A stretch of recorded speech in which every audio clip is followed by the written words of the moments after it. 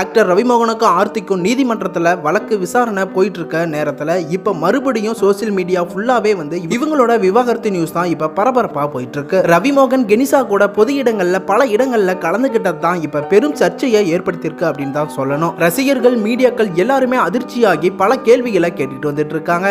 இதை பார்த்த ஆர்த்தியுமே நான் 18 வருஷமா நான் வச்சிருந்த அன்பு நம்பிக்கையோட வச்சிருந்த ஒரு மனுஷன் எல்லா பொறுப்புகளையும் விட்டுட்டு போயிட்டாரு, ஒரு அப்பாவுக்கான பெரிய பொறுப்புகளை விட்டுட்டு போயிட்டாரு அப்படின்னு ரொம்பவே ஃபீல் பண்ணி சொல்லியிருந்தாரு. மேலும் ரவி எங்களை பேங்க் மூலமா அழுத்தம் கொடுத்து வீட்ல இருந்து வெளியே போக சொல்லிட்டாரு. இப்ப நானும் என்னோட 2 பசங்களும் ரொம்பவே தனியா தவிச்சிட்டு இருக்கோம். அப்பா இல்லாம பசங்க ரொம்பவே கஷ்டப்படுறாங்க அப்படின்னு ஆர்த்தி ரொம்பவே எமோஷனலா சொல்லியிருந்தாங்க. மேலும் ரவிக்கும் எனக்கும் சரியான விவாகரத்து கிடைக்கிற வரைக்கும் அவரோட பேரு என்னோட பேருக்கு முன்னாடி தான் இருக்கும். மேலும் என்ன முன்னாள் மனைவி அப்படின்னு யாரும் கூப்பிடாதீங்க அப்படிங்கிற மாதிரி மீடியாவுக்கும் சொல்லியிருந்தாங்க.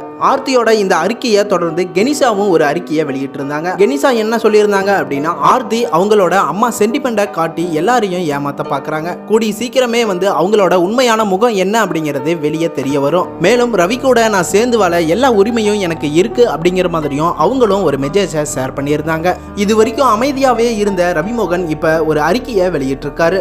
அதில் அவரு என்ன சொல்லியிருக்காரு அப்படின்னா, என்னோட முன்னாள் மனைவி ஆர்த்தியால உடல் ரீதியா, மன ரீதியா, பொருளாதார ரீதியா பல கஷ்டங்களை நான் அனுபவிச்சுட்டேன். நான் விவாகரத்து முடிவு எடுக்கிறதுக்கு முன்னாடியே என்னோட ஃப்ரெண்ட்ஸ், சினிமா ஃப்ரெண்ட்ஸ் அப்படின்ட்டு பல நண்பர்கள் கிட்ட இதை எல்லாமே விளக்கம் கொடுத்துட்டேன். என்னோட குடும்பம், ஃப்ரெண்ட்ஸ் எல்லாருக்குமே வந்து அவங்க என்ன பண்ணாங்க அப்படிங்கிறத நான் சொல்லிட்டு தான் விவாகரத்து பண்ணேன். இதை ஒரு பெரிய பிரச்சனையா மாற்ற வேணாம் அப்படின்னு தான் நான் இவ்வளவு நாளா நான் அமைதியா இருந்தேன். நான் அமைதியா இருக்கிற இந்த டைம்ல ஆர்த்தி என் மேல பொய்யான குற்றச்சாட்டுகளை வச்சிட்டு இருக்காங்க. ஆர்த்தியும் அவங்க அம்மாவும் பொருளாதார ரீதியா என்னை ரொம்பவே கஷ்டப்படுத்தினாங்க. என்னோட சேலரியுமே ஆர்த்தியோட குடும்பத்துக்கு தான் போகும். என்னோட அப்பா அம்மாவை கூட பார்க்க விட மாட்டாங்க.